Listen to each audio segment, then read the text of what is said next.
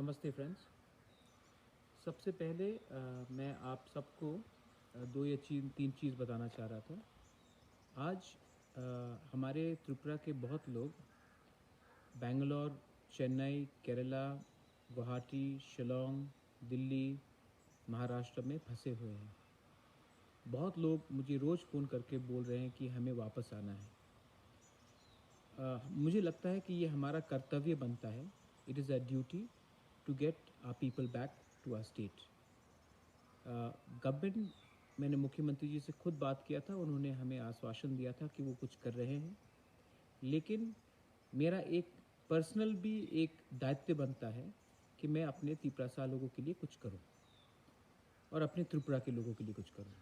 इसके लिए मैंने अपने तरफ से हमारे जो भी लोगों को वापस आना है, हम एक सिस्टम बना रहे हैं। मैंने अपने तरफ से 5 लाख रुपया मैंने डोनेट करने का प्लान बनाया है और मैंने तय किया है कि अपने त्रिपुरा मोथा के थ्रू हमारे जो भी लोग बाहर फंसे हुए हैं, जो जेन्यून केसेस है, जिनके पास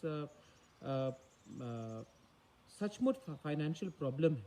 बहुत लोग फाइनेंशियली ठीक है, वो ठीक है, लेकिन जिनको ज़रूरत है पैसे के लिए वापस घर आने के लिए, तो एक सिस्टम बनाकर 5 लाख रुपए मैंने अपने तरफ से डोनेट किया है।